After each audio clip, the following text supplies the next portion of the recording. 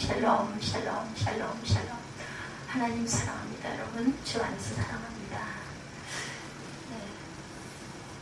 조금 내용은 다른데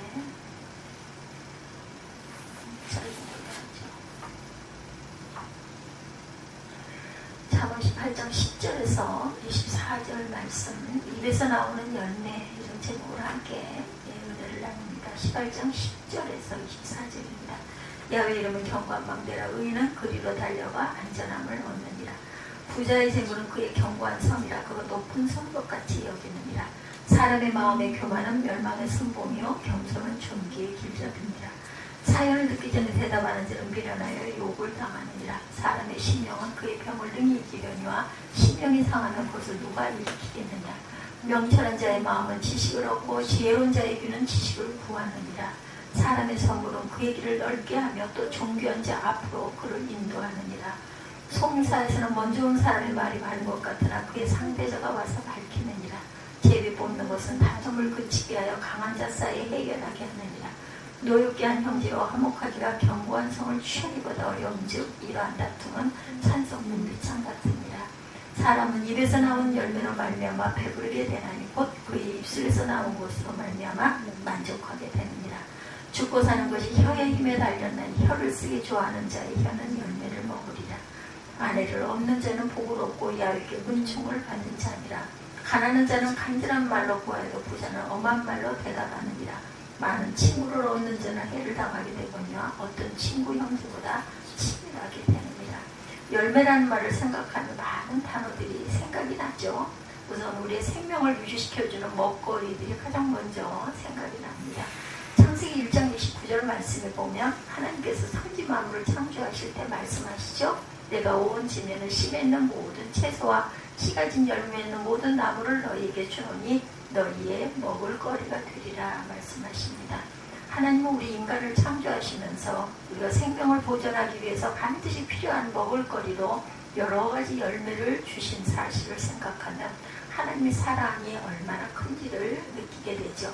그럼 우리는 하나님께서 주셔서 먹게 된 열매들을 대할 때마다 하나님의 사랑을 깨닫고 감사해야 합니다. 그래서 우리가 식기도 거창하게 대단하게 하지 않아도 아버지 일용할 양식 주셔서 감사합니다 이런 마음으로 묵상하고 먹어도 됩니다. 이렇게 열매를 먹을 거리로 주신 하나님은 그 열매를 우리 인간들이 혼자 독취하지 않지 말고 서로 나누어 먹음으로 다른 피조물도 배려하고 그 가운데 사랑을 나누도록 하셨다는 것을 우리가 꼭 기억해야 되겠다. 먹거리를 아주 소중하게 여겨야 합니다. 요즘은 버리는 게 너무 많아요. 그죠?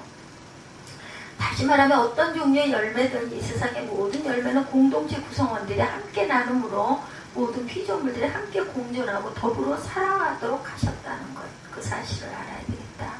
만약 이 원리가 무너지게 되면 누군가 한 사람이나 아니면 몇몇 사람들이 열매를 독차지하려고 욕심을 부리게 된다면 결국은 욕심을 부린 사람도 그리고 나머지 공동체 구성원들도 모두 공멸하게 된다. 공멸이 뭐예요? 함께 망하겠다. 함께 멸망한다라는 것입니다.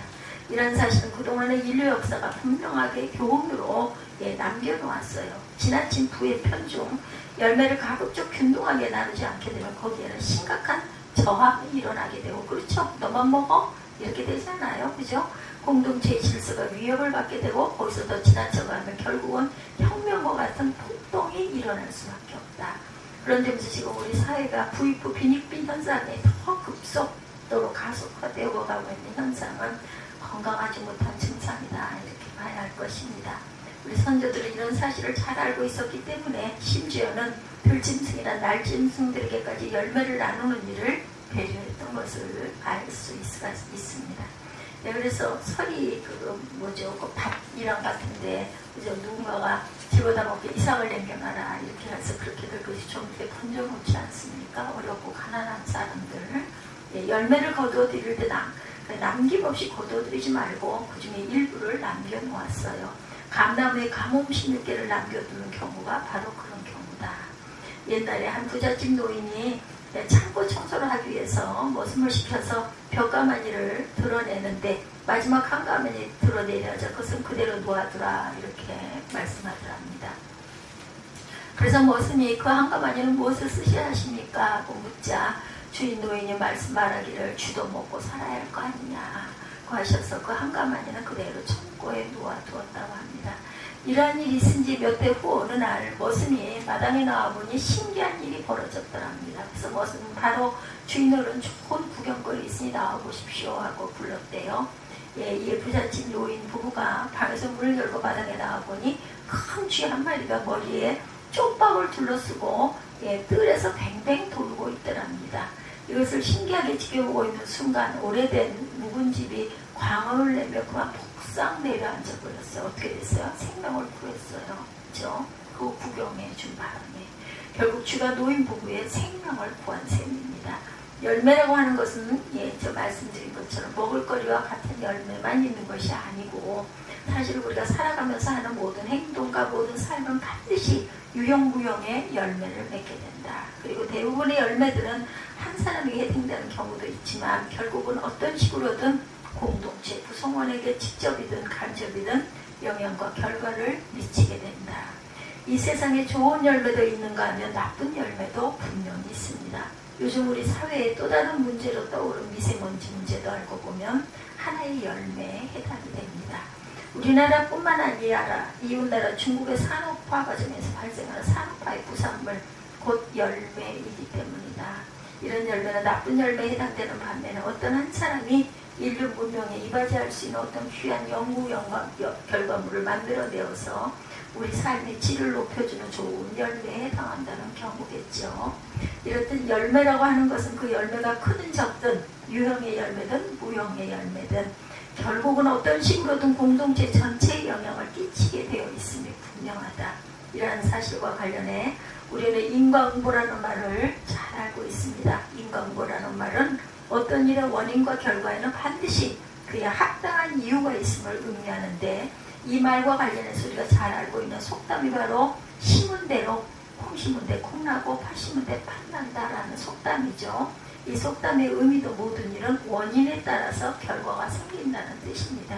그런 사실에서 생각해 볼 때 결국 우리의 살아가는 이 세상에 보게 되는 모든 종류의 열매들은 분명하게 추수의 법칙에 따라 맺혀지게 된다는 것 또한 우리가 알고 가야 하겠다. 이 추수의 법칙을 생각하면 어떤 씨를 어떻게 심고 어떻게 관리하고 어떻게 거두어들이냐 하는 문제는 정말 중요한 문제입니다.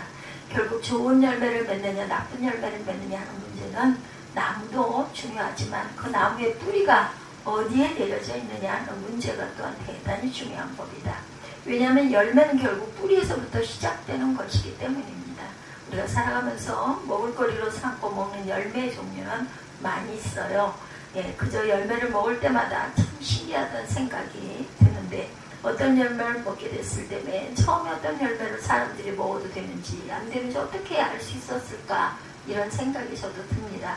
어디 그 산 같은 데 가면 무슨 나무에 이렇게 조그만 열매들 매달려 있는 거 있어요. 그죠? 근데 그거 요즘에는 못 먹죠. 근데 예전에 우리 어렸을 때는 많이 따먹었어요.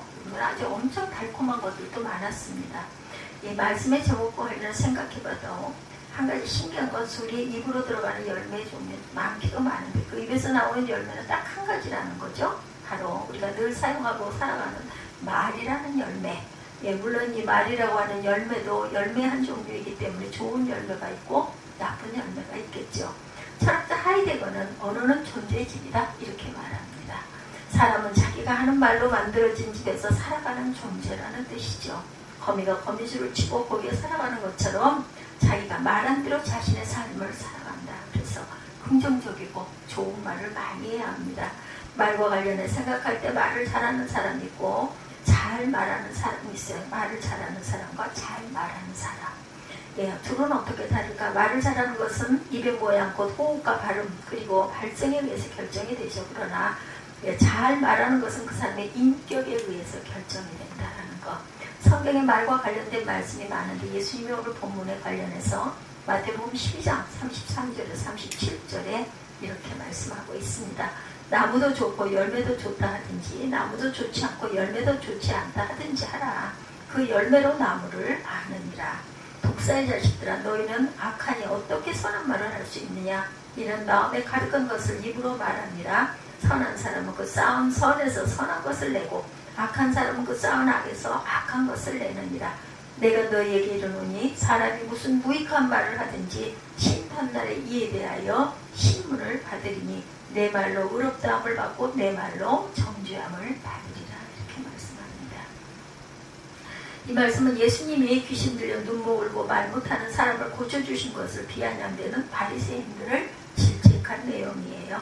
그들에게 주님은 악한 마음을 가지고 선한 말을 할 수 없기에 마음에 가득 찬 것이 입으로 나오는 것이다. 이렇게 호통을 칩니다. 우리는 말을 수단으로 삼아 인간관계를 맺고 살기도 합니다. 말로 싸움을 붙이기도 하고 모진 말을 해서 미움이 생기기도 하고 난폭한 말로 상처를 주기도 한다. 반면에 감사의 말, 즐겁게 하는 말은 주변을 밝히고 사람의 말은 상처를 치유하기도 하죠. 그래서 항상 그 치유함으로 복이 따라오기도 합니다.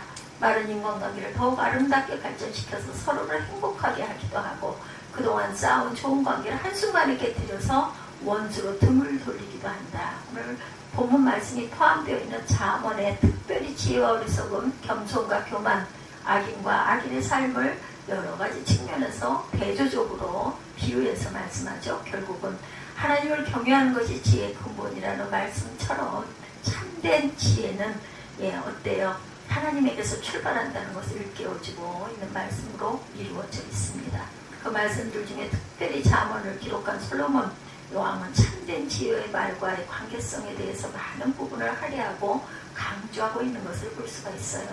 그 말씀 중에 특별히 잠언서를 기록한 솔로몬 왕은 말과의 관계성에 대해서 그만큼 말이라고 하는 것은 한 사람의 내면적인 삶과 외면적인 삶이 밀접하게 연결되어 있음을 드러내 보여주고 있는 단적인 예로 들어서 설명하고 있는 것을 볼 수 있죠. 결국 우리가 사용하는 말이 열매라고 한다면 그 말을 결정짓게 되는 것은 그 열매를 맺게 하는 뿌리로 이것은 그 사람이 하나님을 경외하는 사람인가 아닌가에 따라 근본적으로 달라진다는 것이에요.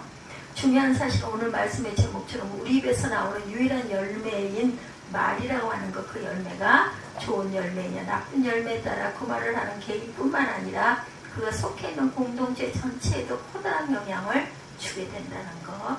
왜냐하면 말은 그 사람의 생각과 가치관, 마음가짐, 인격적인 측면과 다른 사람을 배려하는 인간됨됨에 등 여러 가지를 고스란히 드러내게 되기 때문이다. 그래서 우리는 이 사람이 하는 말을 가만히 들어보면 이 사람에 대해서 많은 것을 알 수가 있어요. 말은 우리 사회 전체에 영향을 미치지만 특별히 신앙 공동체인 교회 안에서 말이 차지하는 중요성은 아무리 강조해도 지나치지 않습니다. 모든 시험거리와 문제, 상처들이 결국은 사람들의 말에서부터 시작되고 있다. 특별히 목회자의 말 한마디 정말 중요하죠. 말을 함부로 해서는 안 되죠.